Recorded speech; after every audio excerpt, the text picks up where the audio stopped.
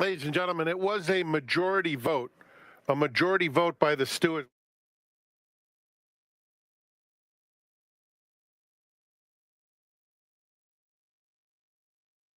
Good night, Nelly.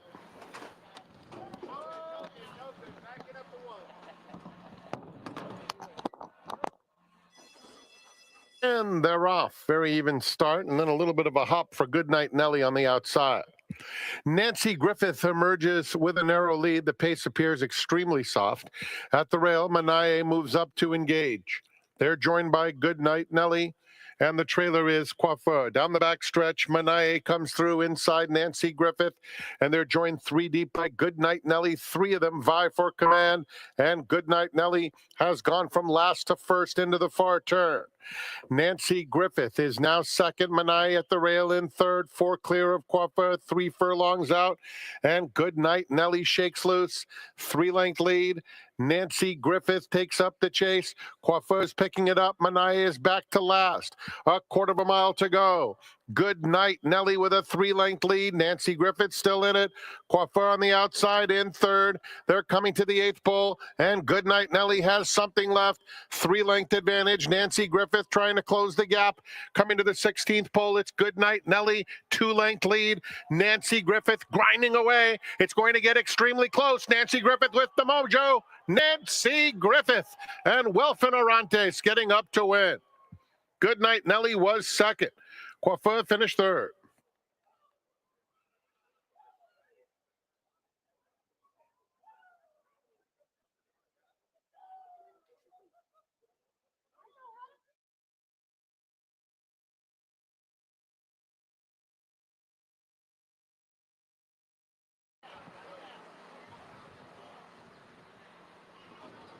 We've got some movement from Fast Service.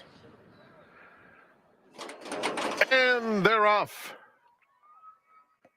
Sunset Storm is sprinting out for the lead. Big Bet.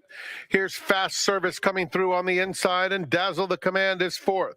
Updraft races in fifth, and Bruiser, who was off a tad slowly, is the distant early trailer. So Sunset Storm is able to clear over and leads it by about a length.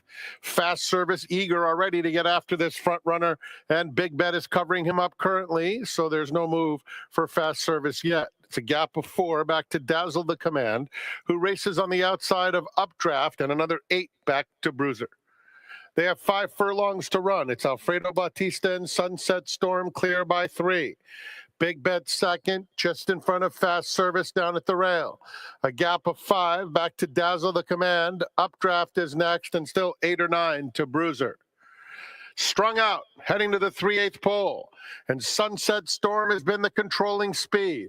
Has it by 3 lengths. Big Bet asked to close the gap, now clearly second. Fast Service, hard-ridden third, still trying to fight on. A big gap then to the next flight. Dazzle the Command, Updraft, Bruiser getting closer to those two.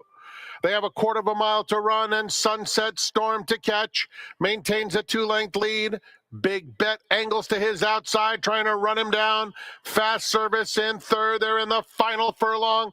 Sunset Storm still handridden. Gets a reminder now at the rail. Fast Service lengthening stride alongside Big Bet. Those two battling for second and trying to get to Sunset Storm. Sunset Storm gets there. Fast Service tried his heart out, but was second best. Big Bet third. Bruiser up for fourth.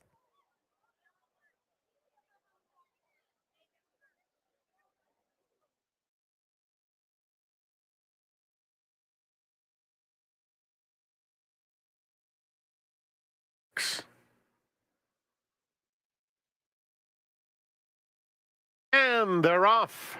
Not the best of beginnings for Lady Rider, and then more trouble afterward. Agro, Jafar's Girl, matching strides through the early stages. Down at the rail, Parade Down Broad is close up in third. They're followed by Wishful Warrior in the orange colors fourth. At the rail, Lady Rider is fifth, 5 lengths off the lead. The 2 trailers, Siempre Naman and Union Heiress at the back of the field. 6 furlongs to run, and it's Jafar's Girl in front by 2 lengths. Agro is in second. Parade Down Broad, Wishful Winker right together, third and fourth. Lady Rider is fifth, 6 lengths off the lead. Then Siempre Naman, Union Heiress is in between those two. They have 4.5 furlongs to go. And it's the long shot Jafar's Girl in front, leading the way by almost 2 lengths over Aggro still, with Wishful Winker and Parade down broad right together. They've been right next to one another since the gate opened. Lady Rider still 5th around the far turn, with Union Heiress outside of her and Siempre Naman. Midway around the far turn, and Jafar's Girl has yielded the lead to Aggro. Aggro runs right on by and opens up with 1/4 mile to go. Lady Rider set down by Fresu getting into the race. Then Wishful Winker there at the top of the lane. Aggro, Lady Rider on the inside, hugs that rail in closing ground. These two are dominating. Jafar's Girl in third, then Wishful Winker. They're coming toward the 16th pole, and it's Aggro clear by 3. Lady Rider chasing with determination. Aggro, Lady Rider. Aggro holding on, and it will be Aggro. Lady Rider comes up just over a length short. Long way back. Jafar's Girl fended off Wishful Winker for the show dough.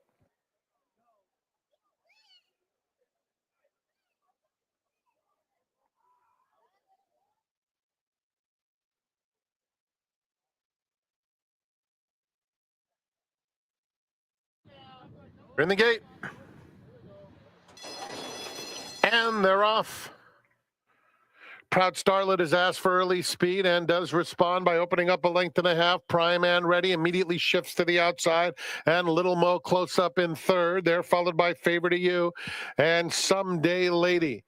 3 lengths covers them, and it's Proud Starlet heading to the half-mile pole with 1.5 lengths advantage on Prime and Ready. Then comes Little Mo third. Someday Lady Pink Silks hemmed in at the rail, and Favor to You at the back of a compact group that moves into the far turn. Proud Starlet a length. Prime and Ready second, same margin. Little Mo has to get closer now, third. Followed by Favor to You, now rallying in fourth, moving up. Only 2 lengths off the lead with 1/4 mile to go. Someday Lady has dropped back, top of the lane. Proud Starlet every step of the way.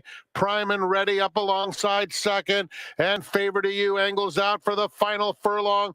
It is Proud Starlet clinging narrowly. Prime and Ready just a head back second. And Favor to You is finishing best of all. Does she have the time? Prime and Ready, Favor to You. Here's the line. Favor to You. Perfectly timed to give Reese Bully a double. Prime and Ready second, third between Proud Starlet and Little Mo.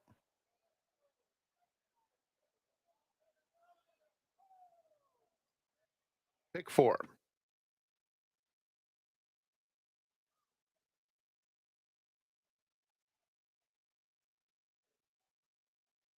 Got your 6 to the outside. And they're off. Gray Area gets the first call out of the gate, but with plenty of company. Got your 6 on the far outside, has speed, and packs a punch. Those two speed away, and those two head and head, and in between them, Far Overloaded. So there's a real battle for supremacy. Far Overloaded leads by a head. Got your 6 presses the issue and packs a punch, keeping pace while protecting that rail. In behind them, Gray Area 4, 2.5 lengths off the lead. Master Jacques and One Bold Bid is far behind.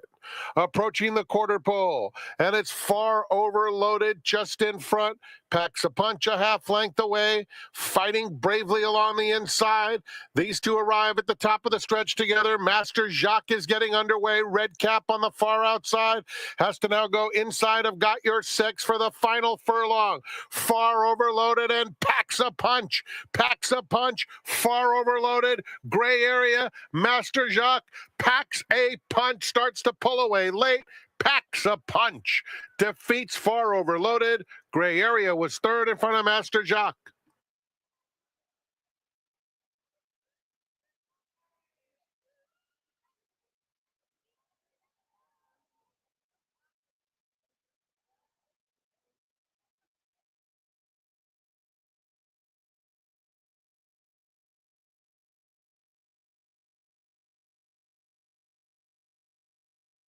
Some rhythm to the outside.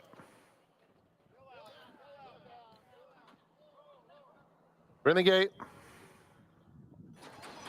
And And they're off. Hard-headed bounced out very smoothly, straight to the front. Uncle Happy matching strides with him, and they're joined 3 wide by Awesome Rhythm, and Awesome Rhythm intent on getting to the front. So it's he and Uncle Happy who will go into the first turn together. They've pulled 3 lengths clear, hard-headed on the inside of Beef Winslow. Fantastic is next, and Escape Artist is 8 lengths off Uncle Happy, who leads the way around the first turn. He's in hand and just in front by a head. Awesome Rhythm right up alongside in second. Hard-headed gets a good trip, as does Beef Winslow in the red, 2.5 off the lead. Fantastic is 5th, inching closer, just 3 lengths off the pace, and a couple more back to Escape Artist. It's Uncle Happy and Awesome Rhythm racing together as one to the half-mile pole. Hard-headed Beef Winslow just behind the top pair, and Fantastic still 5th. No change in the running order, 3 lengths off the lead into the far turn. Escape Artist has trailed throughout. Uncle Happy hounded by Awesome Rhythm, neither giving an inch yet.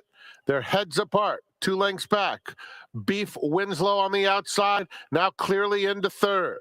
Down at the rail, Hard-headed has asked for a bit more. He has work to do. Fantastic in behind them, and Escape Artist trails. They pass the quarter pole. It's Uncle Happy in front. Beef Winslow launching a nice bit on the outside, and Beef Winslow kicks it into high gear with a furlong left to go, and in the blink of an eye has opened up an insurmountable lead. Always traveling well. Beef Winslow will humble this cast. Beef Winslow strides out to win by almost 4.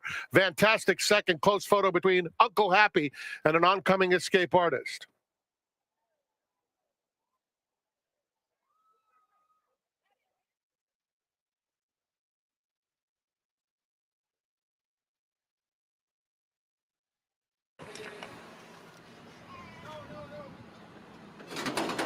And they're off. Raising Silver is out very quickly, joined by Smiling Lady, and those two sprint along in the opening furlong. They've put 2 lengths on Sand to Sea, and Smile Baby Smile is racing in between horses, 4 lengths off the pace. Princesa del Tigre is next. Doreen's Wildcat second to last, leaving Garden Party 7 lengths off the pace with 6 furlongs to run. And so it's Smiling Lady in front. Raising Silver, Sand to Sea is down at the rail. Those two match strides second and third as they make their way past the 5/8 pole. That group is followed by Princesa del Tigre, who's inching up while widest of all, a length and a half clear of Doreen's Wildcat, Smile Baby Smile in between, and Garden Party outside of them. They race past the half-mile pole, and Smiling Lady is the long shot leader, has it by 2 lengths over Raising Silver second. Sand to Sea's third. Princesa del Tigre nudged along now, trying to make some headway in fourth. Another 2, Garden Party. Doreen's Wildcat is next, and a hard-ridden Smile Baby Smile. They're coming toward the quarter pole. Smiling Lady still there, leads it by a length. Raising Silver inching closer. Outside of them, Princesa del Tigre, while Sand to Sea has saved every inch of ground, coming through along the inside as they come to the 8th pole. In very tight, as Smiling Lady made some tight quarters for Sand to Sea. In the meantime, Princesa del Tigre is leveling off in the center. Doreen's Wildcat in between. Sand to Sea refused to give up and takes the lead over Raising Silver. Sand to Sea, another for Alfredo Batista. He deserved that one. Raising Silver was second. Princesa del Tigre and Smiling Lady.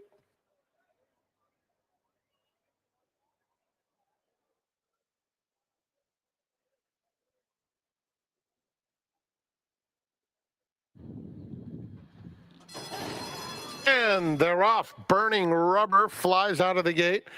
Bazooka Charlie, Rearm John in between them, very fast as well. Then Veracruz coming through along the inside 4th. Brother Tony is 5th, 5 lengths off the lead. My Hero, Adebayo second to last, and Magic Connection is 10 lengths of front-running Rearm John, who has good debut speed. Burning Rubber comes through along the inside and neck back second. It's 2 more to Bazooka Charlie, and Veracruz is down at the rail 4th, only 3 lengths off the lead, 2 clear of Brother Tony. Then My Hero, Adebayo, and Magic Connection. They're midway on the far turn. Rearm John continues to show the way. Opens it up now to almost 2 lengths on Burning Rubber in second. Veracruz angles off the rail third. Bazooka Charlie is next. They're at the top of the lane. And Rearm John with a 2-length lead. On the outside, Veracruz. Now Burning Rubber angles out to take another shot at this first-time starter, Rearm John. Rearm John still keeps on going. Burning Rubber in second. Rearm John all the way. Burning Rubber was second. Adebayo rallied into third. Photo for fourth between my hero and Brother Tony.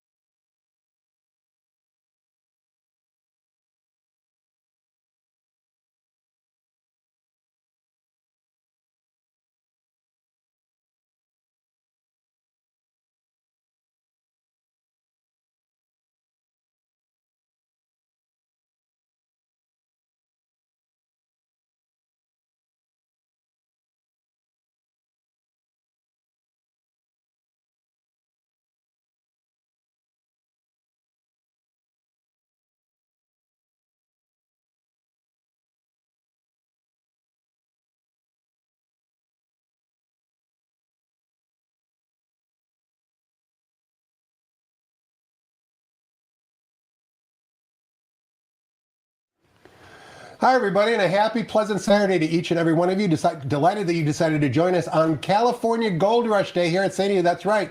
Did you look? All 10 races are for Calbreds. 5 of those races are stake races, and of course, it evokes memories of very famous Calbreds horses like Tiz Now, Free House, The Chosen Rod, and many, many others. Speaking of a fun and exciting day, that's the motto that our seminar guest lives by. He's an NHC mentor. That means the National Handicapping Championship that's held annually in Las Vegas, Nevada. He's also qualified for the event 10 times in the history of the NHC. He's on track today. He's a resident of Arizona because he's going to play in our $500 live money tournament that you can play from home via Express Bet. His name, Dino Herrera. Dino, welcome, happy Saturday. Welcome to the seminar. Thanks for inviting me, Tom. It's great to have you here. Now, let's talk about your background a little bit, because I said you like to have a fun and exciting time.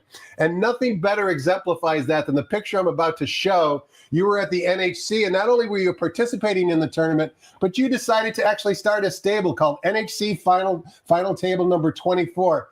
There's plenty of adult beverages on that table right there, Dino. There sure are. Sometimes there's good decisions made with alcohol involved and sometimes bad decisions. But nevertheless, it looks like that group of characters right there was having a fun time in Las Vegas, Nevada. It's mostly good decisions with the beverages on the table. So, yeah, it's a group that has been together since 2014. And that year comes to mind. I was noticing in the Eddie Logan room, there's a plaque in honor of Jose Arias. Correct, the former NHC champ. Yes, and that was the first year I qualified for the NHC. I've qualified 10 times. But what's been fun about that is that several of us, there was two of us that started this group. David Gray from Cleveland, he's a lawyer. We have lawyers, doctors, engineers, lots of people in this group.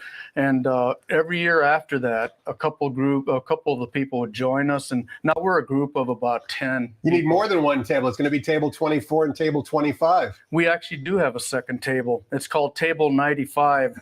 And so the sort of the spillovers moved to that table. Now that's a full table, but they all participate with us in private feeders every week. Isn't it interesting, Dino, that so many different professions enjoy playing the horses? You mentioned doctors, engineers, lawyers.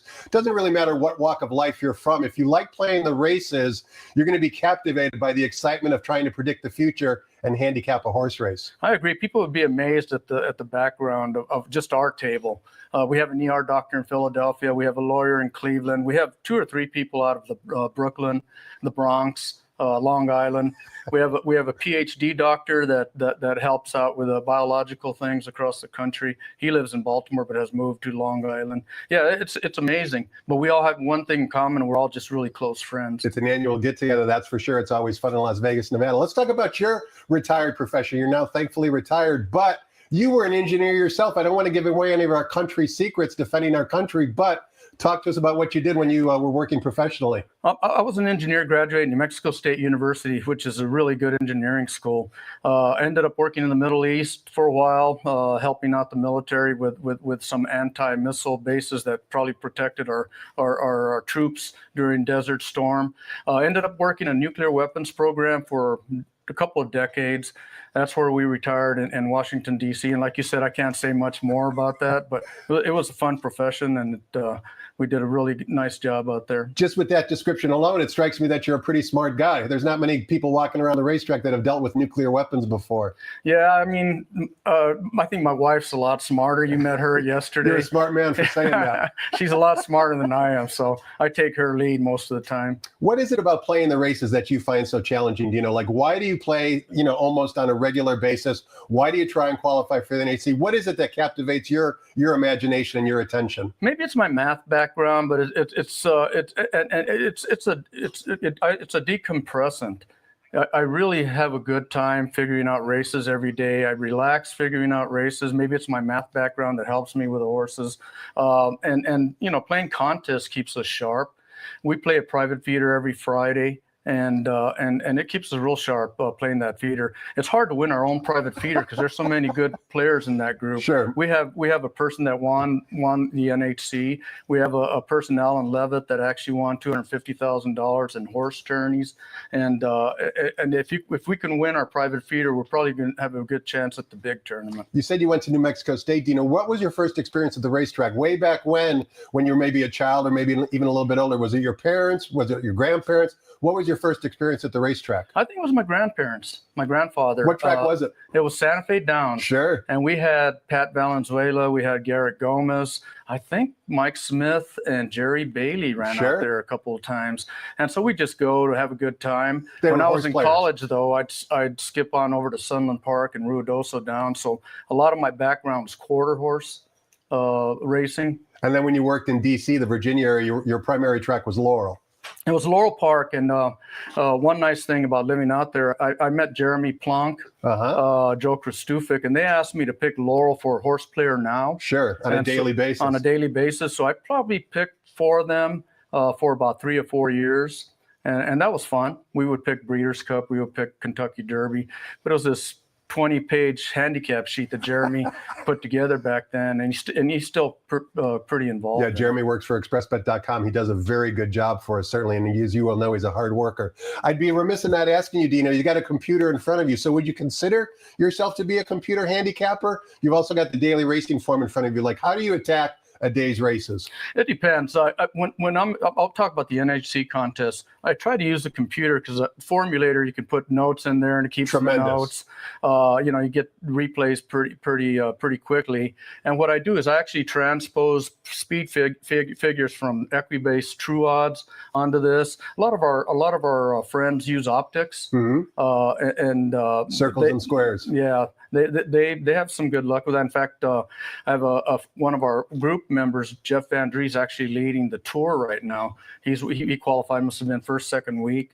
He's leading the tour, and he's down at Lone Star Park playing, and about 3 or 4 of our guys are out at Monmouth playing right now. You mentioned a variety of things that you incorporate in your handicapping, and I kind of want to delve into that a little bit deeper. You mentioned Equibase speed figures. You mentioned, other factors as well. There's no right way to pick a race, right? You have to be kind of open-minded, and I'm sure going to the NHC helped you become a better handicapper because other players were bouncing ideas off of you. That's right, and to be honest with you, when I go to the NHC, it's hundreds of races you have to handicap. I use Equibase, I use Formulator, but I actually use Brisnet just to look at their notes because it's almost a copy of what I was going to type out anyway. Sure. So Brisnet saves me time when you go through and see the positive notes and the negative notes on it. So I use a bit of everything, I think. When you say notes, would these be replay notes? Would these be trouble notes? Like, what type of notes does Bris have that maybe you have in Formulator already? Well, Brisnet usually tells you, for instance, jockey trainer percentage 40%. Correct. It'll tell you jockey hot in the last 2 weeks. Yes. Just those kinds of things. And then on the other side, it'll tell you jockey, horse hasn't run in 3 months. I mean, it just sort of saves a little time so that I can watch replays and do other things. You joined us at Santa Anita yesterday with your wife and some of your friends. Is this the first time you've been to Santa Anita, or have you been here in the past? We've been here before because we ran here. Gioro, our horse, ran here. We actually came here this weekend, not for the contest, but to watch our horse run in race 3 today. Unfortunately, she scratched, and it was the first time the three partners of ours, Matt Malley, who bred the horse, Daniel DuPont from Jupiter, Florida, and myself, we're all in the same place. But the nice thing is we hung out yesterday, and we're going to hang out together today. And we actually went to the stable this morning to look at the horse to see how she was doing. As a horse player and a horse owner, you have to be flexible, that's for sure. We're going to find out who 10-time NHC qualifier Dino Herrera likes on today's card. But before we do any of that, let's toss the microphone over to track announcer Frank Miramati and get the early changes on today's California Gold Rush card here at the Great Race Place.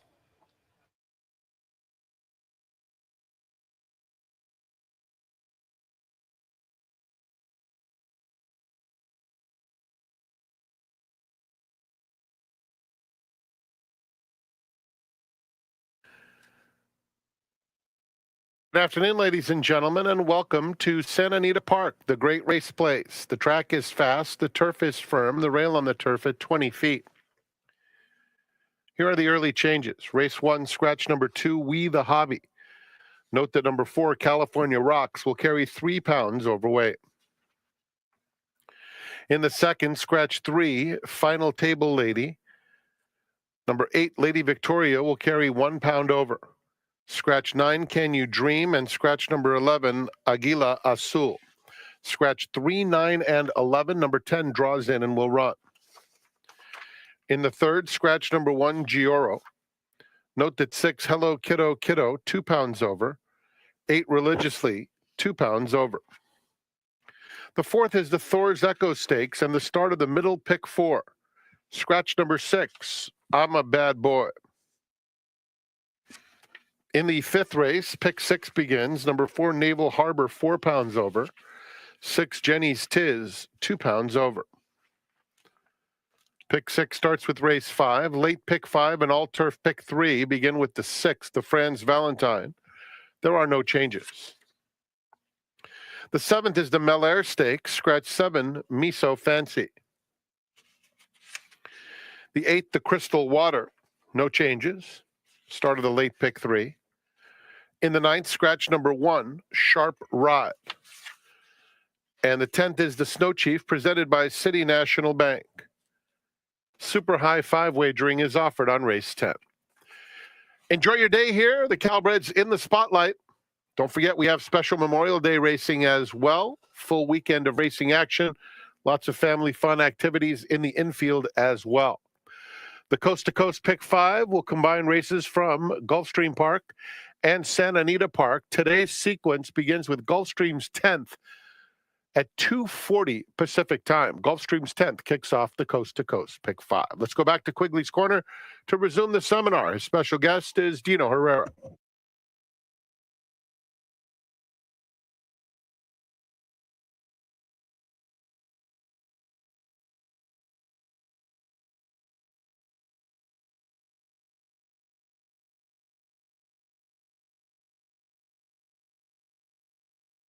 Welcome back. We're talking horse with Dino Herrera. He's a 10-time qualifier for the NHC. He's also a mentor for the NHC and the NTRA organization. He's also on track both yesterday and today to participate in our $500 live money tournament that you can play both on track as well as at the website expressbet.com. We're offering NHC seats and cash prizes as well. You also get to keep whatever you win. So if you're planning to play the races today, check out expressbet.com and maybe get involved in our $500 tournament. We don't want you to give away all your winners, Dino, but we certainly want some winners. So let's kick things off in race number 1, where we're going 1 mile on the turf course. This race is for Calbred maiden special weights. The turf rails today are at 20 feet. This race actually has all 3-year-old fillies, and it is a split of race number 3. Scratch the 2, We the Hobby, leaves us with a field of 7. The current betting choice at 8-5 is number 1, Ride Gold. Also take note of the trainer of number 7, Less is More, Doug O'Neill. Happy birthday, Doug O'Neill. Today, Doug is celebrating his birthday. We'll see if he can saddle any winners. Give us your thoughts on race 1, Dino. Who do you like and why? Well, before the 2 scratched, I was really high on the 8 horse. I thought that 1 and 2 would go out together. Not a lot of closers yesterday. A lot of speed in the race. The 1 is going 6 furlongs to a route.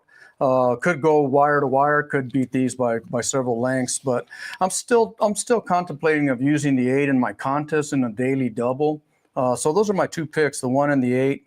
I do have a friend, Jeff Andrea, I mentioned him. Mm-hmm. He's part of the Blinkers On stable, and he thinks the 5's got a good shot, but I'm not going to use him in this race. But he's run once, and Mark Glatt does really well with these young horses. He sure does. Your top selection, Dino, number 8, Winter Snow exits a race on April 25th. We're going to show a replay when we get to race 3 that Winter Snow will be competing in. So when we watch that replay, you'll be able to see Winter Snow compete in her last race. Race number 2 begins the 50-cent early pick 4. This race is for the babies. We're sprinting 4.5 furlongs in the main track for maiden special weight Calbred 2-year-old fillies. There are some scratches in this race. Take out the 3, Final Table Lady, as well as 2 of the also eligibles. Number 9, Can You Dream, and number 11, Aguila Azul have both been declared out of the race. Number 10, Still Unwritten, does draw into the body of the race. A lot of first-time starters in here. The morning line favorite is one of them. Number 6, Liberation from the John Sadler barn, who's 5-2 on the morning line. Before we get your thoughts on the race, Dino, I wanted to show a gate drill for one of these first-time starters. Specifically, it's the gate drill for number 5, Shady Stripes. That's Shady Stripes who popped the gate and basically leaves her workmate in the dust. The camera's going to try and follow both horses, but you'll see the distance here is so great that basically the other horse is not even in the same zip code as Shady Stripes. The key taking out of this, watching this workout, is the tremendous amount of early speed that Shady Stripes has. This was a bullet workout when she worked back on May 8th, and you can see she's just very, very fast. This workout was at 4 furlongs. Today's distance is at 4.5, so she's certainly going to be contending for the early lead, in my opinion. Also take note, there is some precocity in her pedigree. Her dam, I looked up in Formulator, her dam won her debut at Golden Gate in a maiden special weight race at this exact 4.5 furlong distance as well. So her dam won her debut. It certainly looks like Shady Stripes is well met. She's 5-1 on the morning line, but Liberation is the 5-2 morning line favorite. As I mentioned, Dino, this is a bit of a head scratcher because most of these are first time starters. Who do you like in the race and why? I picked the 6 and the 2, but the 10 drew in. I got to figure out a way to use the 10 also. The 2's got some really nice works and a first-time start trainer at 22%. Your 5, the one you mentioned, I just looked it up. is 5% first start trainer.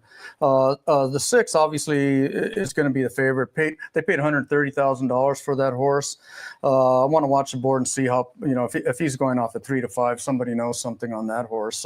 So I like the 2, 6, and since the 10 drew in, I'm going to have to figure out how to use him. It's interesting. There's not many Calbreds sired by Omaha Beach, but that is the sire of Liberation. They took the dam to Kentucky, bred her there, and then brought her back to California where she had the foal. Therefore, this is why the foal is a California bred. But nevertheless, the breeding is there for Liberation to be a good one. I do think down the road, race number 2 will prove to be a very productive race because there looks to be some quality in the race. Race number 3, we're back on the turf course. As I mentioned, this is a split of race number 1, same conditions, maiden special weight Calbred, fillies and mares. Scratch the 1, Gioro, which we'll get back to in a minute, Dino, leaves us with a field of 7. Morning line favorite number 6, Hello Kiddo Kiddo from the Lee Baraccio barn, 2-1 on the morning line. Before we talk about Gioro, and before we talk about who you like in the race, let's take a look at a replay here. The 2 of these runners exit, specifically OK Rose and Wildcat Danzig, the 2 and the 5 in race number 3, exit this replay we're about to watch. This replay was back on April 25th. The runner I want you to pay attention to is going to be wearing saddlecloth number 3, and that's OK Rose. You'll see that she does have some trouble turning for home. She certainly gallops out well as well. It's likely that she'll improve second off the long layoff, but you be the judge. Listen to Frank Miramati describe the action back on April 25th and watch the runner breaking from post position number 3, who is OK Rose. And they're off. Bougie like, Wildcat dancing out alertly. In between them, Enjoy is up close. OK Rose will drop back into a tracking spot, passed by Sabella, who's 3 wide into the first turn. Garden Party is toward the back of the field. Winter Snow matches strides with her, and another 3 back to Miss McKenzie. Bougie like is the leader. A 2-length advantage on Enjoy in second. It's another 2. Say Bella getting a good spot in third, 3 lengths off the lead. Another 2.5 or so to OK Rose. Inside Wildcat Dancing. Winter Snow is next. Garden Party outside of her, and Miss McKenzie is more than 10 lengths off front running Bougie Like. Bougie Like takes him to the half-mile pole. Maldonado peeks back to see he has a 3.5 length cushion on Enjoy in second. Bayes biding his time on Say Bella in third. At the rail, Ayuso gives a nudge to OK Rose, who responds down on the inside. She's moving right together with Say Bella as they take second and third, moving around the far turn. Here's Garden Party joining the fray, and Garden Party takes third now. She's right next to OK Rose as the field turns for home. Bougie Like on the inside, and Say Bella are head and head. Here's Garden Party sweeping up outside of that pair. Behind them, OK Rose looking for racing room, and from well out of it, here's Winter Snow. Inside of her, Wildcat Dancing. Garden Party has the lead. 2-length advantage. OK Rose coming through quickly. It will be Garden Party, hand-ridden by Reese Pali to close out. Dino, as we saw it turning for home, OK Rose had to wait for room. There she is on the gallop out. Fortunately, they don't pay. They pay on the wire. Second off the layoff, as I mentioned, for this daughter of Tom's Tribute. You like OK Rose, or are you going in a different direction, Dino? OK Rose was my pick. I really like the fact that the jockey-trainer combo is 44%. Recently, and I do think that this race will set up for OK Rose. Like the replay, and I think we're going to hit one here. Now let's talk about Gioro, the runner that's scratched. That's the one that you actually own. As you can see, if you're looking at the past performances, the owner is NHC Table 24 Racing LLC. The breeder is Matt Malley, of course, our good friend from the Arizona area. Why did you guys have to scratch out of the race today, Dino? Gioro had a bump on her knee, and we just felt like we didn't want to run her at this point. We consulted with our trainer Leonard Powell this morning. The 3 owners, like I said, Daniel DuPont and Matt Malley. Matt Malley's really the majority owner who bred her, and we're good with holding off. I think we're going to try to run closing day. It's June 14th, I believe, and so it's sometimes patience is a virtue, right? Well, she's certainly going to live to fight another day, and we hope to see her participate right here at Santa Anita on closing weekend. Race number 4 is the first of 5 stakes races on today's card. Race 4 also begins the 50-cent middle pick 4 that we offer on any race cards with 10 races or more, and we kick it off In the Thor's Echo Stakes, $100,000 guaranteed for Calbreds, breeding 6 furlongs on the main track. There is one scratch. Scratch the 6. I'm a Bad Boy. Leaves us with a field of 6. Number 3, Booksmart, who towers over this field from a buyer speed figure standpoint, is the 9-5 morning line favorite. Thumbs up or thumbs down on the favorite here, Dino? Man, I think this is my best bet of the day. From a contest perspective, the way to approach this, in my opinion, is to put Booksmart on top and try to find the horse underneath, or try to find a daily double with Booksmart. But Booksmart had a couple of 109s recently, and like you said, the speed figures are way over and above the rest of the field. You give a little love to number 7, Final Storm, who was actually supplemented to the race by her connections, trained by the Red Hot Phil D'Amato barn. What is it about him that you like? Yeah. So Final Storm, I was looking for a long shot, and the combination of Frizzou and D'Amato, I felt like the last time she was no factor in that tough turf allowance, but she's not in with this tough a crowd here, and I'm hoping she runs a good one here underneath. Another great example of the Calbred breeding program here. You can see Final Storm. The sire is Blame. Once again, Blame is not a stallion that stands in California, but hats off to the owners and breeders of Final Storm for breeding the dam to Blame, and certainly winding up with a very nice sprinter. Race number 5 begins the $2 pick 6. We're going 1 mile on the main track. Maiden claiming Calbreds, $12,500 is the claiming tag. Field of 8. Number 7, Silver and Black from the Bob Hess barn, is the 6-5 morning line favorite. Is Mr. Hess going to get the double in races 4 and 5? In my opinion, I'm trying to beat the favorite here in this race. I decided to go with a 2-horse, and the reason is I like the Carla Gaines Ricardo Gonzalez combination. Ricardo won on 30-1 yesterday. Sure did in the last race. In the last race, and it actually figured. We were looking at it and talking about it this morning, but that was a horse that was a 19% first time turf trainer, and it's easy to pick these after the fact. I'm just not real thrilled about the favorite and the races the favorite ran. Has run a lot of races, has done gotten a lot of seconds and thirds, and it's not the kind of horse I'm going to put 6-5 on. Fair enough. Dino, before we take a look at race number 6, a question for you. Does NHC Table 24 Racing LLC have any others currently in the stable besides Gioro? Well, we had Moonlight in Heaven, won here at Santa Anita, got claimed, so we lost her. This Matt Malley has bred 1 horse a year. He does have one at the farm named Americano. It's an enticed gelding. And so Matt Malley does have a horse that's going to come through and probably will run it under that stable name. Very exciting times, that's for sure. Race number 6 begins both the 50-cent late pick 5 wager as well as the $3 all turf pick 3 with a reduced 15% takeout. And this is the Franz Valentine Stakes. Once again, $100,000 guaranteed purse for Calbred fillies and mares.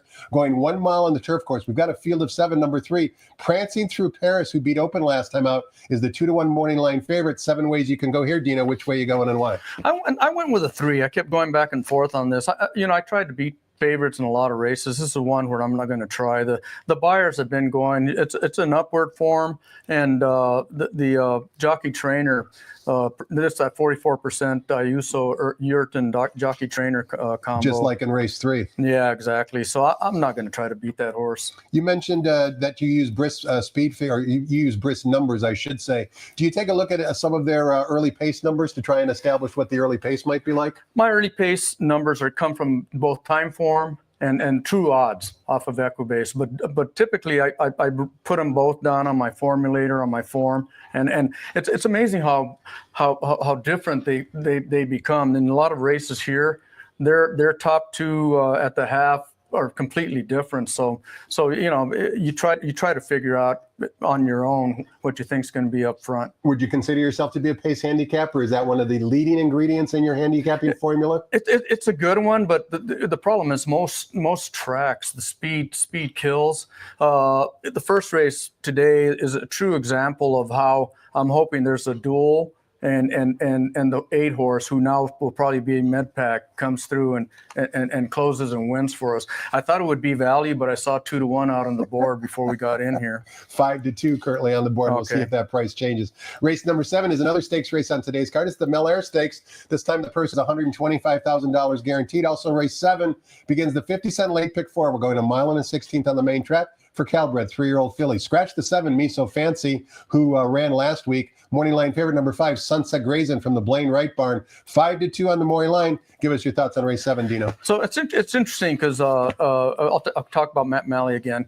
He had trainer Dan Hendricks back in the day. Sure, when great Dan, horseman. Yeah, Dan Hendricks actually trained Ohms in today's race. We were actually talking about Ohm last night, but Matt had a horse called Runaway with me that Dan Hendricks trained. So I'm sort of partial to Ohm and Joy in this race. And Dan trained Ohm, of course. And Dan right? trained Ohm. Beat American Pharoah in American Pharoah's debut down at Delmar. I didn't know that. Yeah. True story. Look it up. Yeah. And so Lady Mendelssohn, I guess I'm stuck on Carla Gaines today. That's not a bad person to be stuck on. No, she does a great job. And here's something I want you to help me with. You know, we both know Doug O'Neill's stats are not that great. You said it's his birthday. Correct.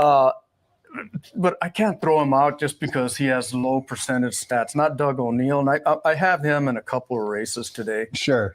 He's a Triple Crown, winning trainer, that's for sure. But as we all know, this game can be cyclical. You know, horses sometimes come in and out of form. Maybe some of his runners are pointing to Delmar, but nevertheless, there are some trainers who are not living up to their usual expectations so far during this spring Hollywood meet here at Santa Anita. Going back to race 7, Dino, who do you like in race 7 again? Number 3, Almond Joy.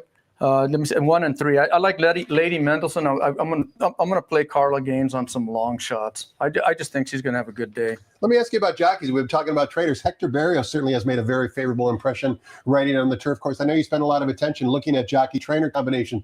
Do you try and typecast certain jockeys for different scenarios? In other words, it's very common knowledge that Edwin Maldonado does well on the lead. It's very much common knowledge that Hector Barrios does well on the turf course. But that's not to say they can't win on the main track or off the pace. Right. Like, how do you kind of utilize jockeys in your handicapping equation? Well, our favorite, the table 24 favorite is Umberto Rispoli. How could it not be, right? And it is because our $250,000 winner had a 35-1 Mountaineer shipper come to Santa Anita and win wire to wire. It bumped him from 19th to 1st. Wow. And so, but I've gotten into the NHC because of Umberto. A lot of our friends have done really well with him. So, but he tends to be like the Eddie De La Houssaye of this times. He likes to go back to the back and he seems to time everything well. He timed one well yesterday. So yeah, with him, that's the case. Maldonado has a good clock in his head. I learned this from Matt. So he's somebody that's under the radar. And I'm not sure he's done that well lately, but he's somebody that you have to look at. And Barrios is opposite.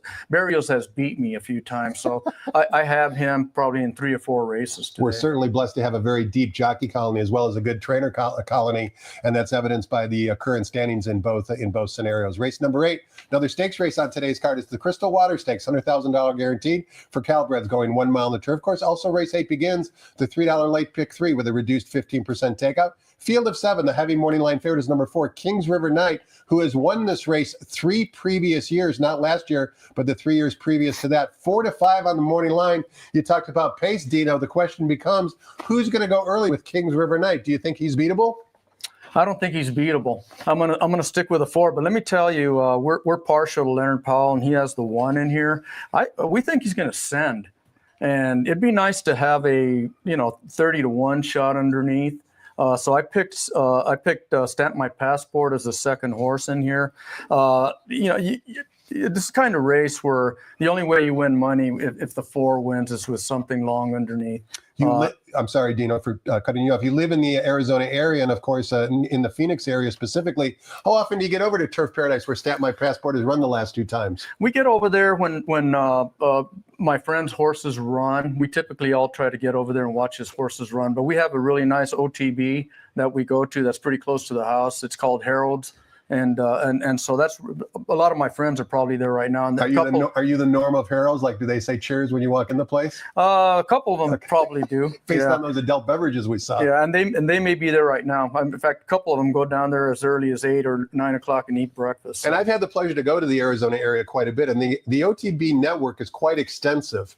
It's not just a select few places around the city. Mm-hmm. You walk into a lot of different bars and restaurants, and there on the TV screens are the races being shown, and then on the self-service machines right off to the side. They really do a good job in the state of Arizona. They do a good job. And this OTB I'm talking about is in Cave Creek, Arizona. Yeah, just north of the Phoenix area. Race number 9 begins the $5 late daily double with a reduced 15% takeout. And this race is for Calbred fillies and mares, allowance optional claiming types. Non-winners of 1 other than. There is 1 scratch out of the race. Scratch the rail, number 1, Sharp Ride. Leaves us with a field of 8. The morning line favorite is number 7, Lady Gregory from the Jeff Mullins barn, 7-5 on the morning line. Before we get your thoughts on the race, Dino, I want to watch the replay for Lady Gregory's last effort. It was back on April 27th. You can see she loves to win races. 29 career starts, 11 career victories. She's going to break from post position number 2. Again, in this replay, you're going to notice that she has all sorts of trouble. Probably was best that this replay we're about to watch was run at the 6.5 furlong distance. Today's race is at 6 furlongs. I don't think it really makes a difference, but you be the judge. Let's listen to Frank Miramati describe the action back on April 27th and watch Lady Gregory breaking from post position number 2. And they're off. Even start. Stay in line in the center of the racetrack is going to vie for the lead. Clubhouse Bride is up close in the opening stages, and Lady Marianne is just outside of them. Then No Cap, the favorite Lady Gregory, is 5th along the inside, but only 3 lengths off the lead. A gap of 4 to Full Moon Grays Inn, Shanghai Sunrise, Dory Miller, and Sand to Sea between those 2. Orantes and Stay in Line leading the way, while In Hand traveling kindly through the opening quarter mile.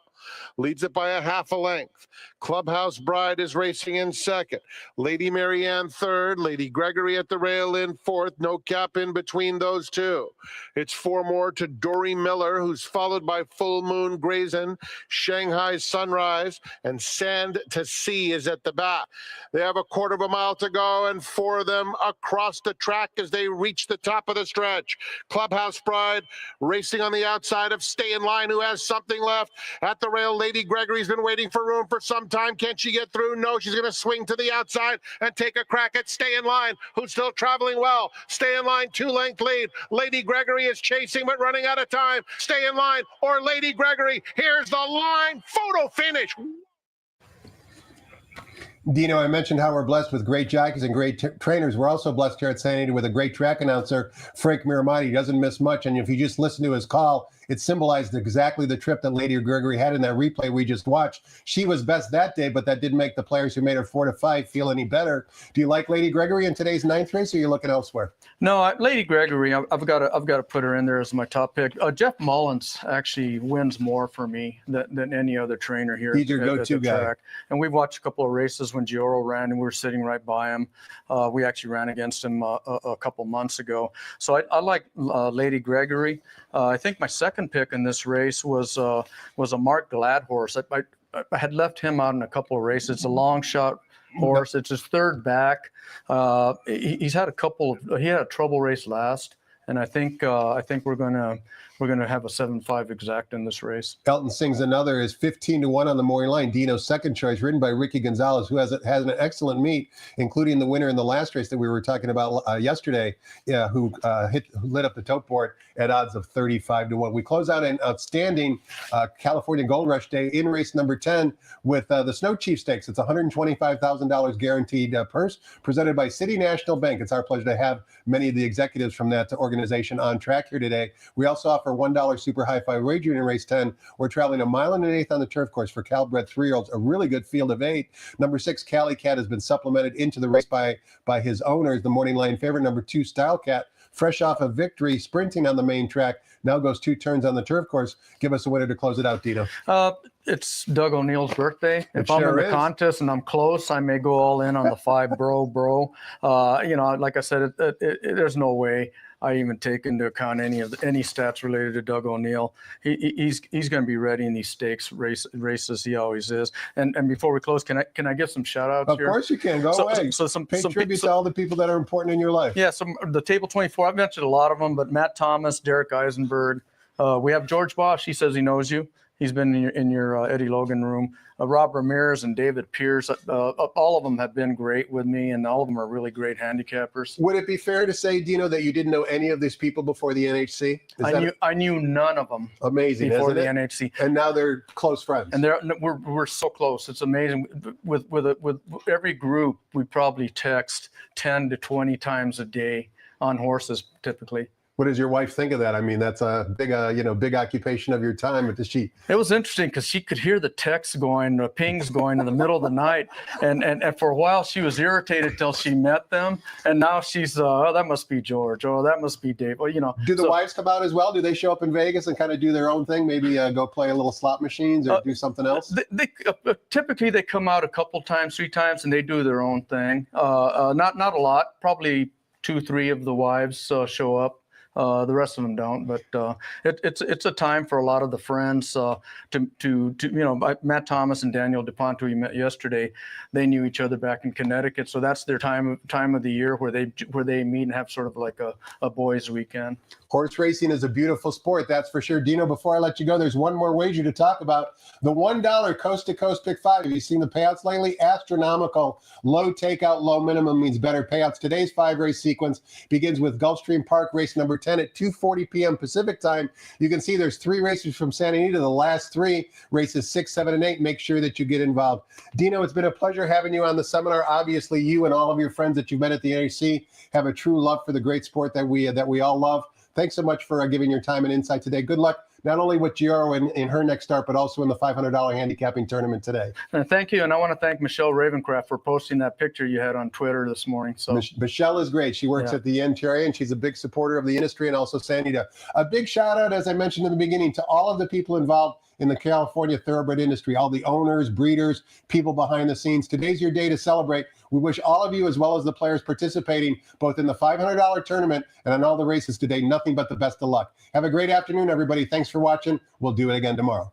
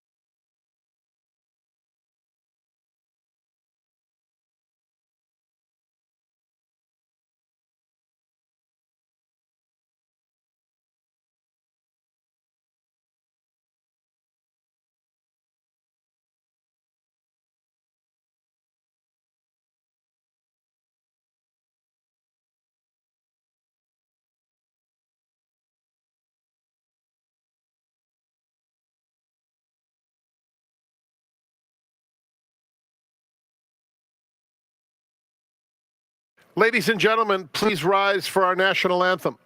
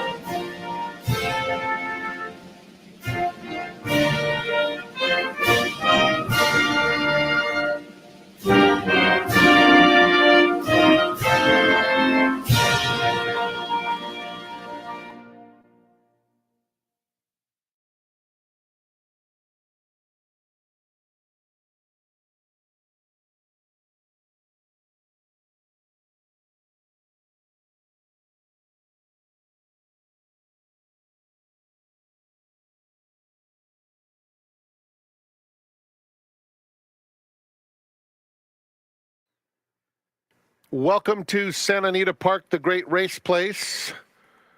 Track conditions are brought to you by John Deere. We are fast and firm with the rail on the turf out 20 feet. Here are the changes, nothing new to report. In the first, scratch number 2, We the Hobby. Overweight number 4, California Rocks, 3 pounds over. Race 2, scratch 3, Final Table Lady. Scratch 9, Can You Dream? Scratch 11, Aguila Azul. Note the number 8, Lady Victoria, 1 pound over. And the 10, Will Run.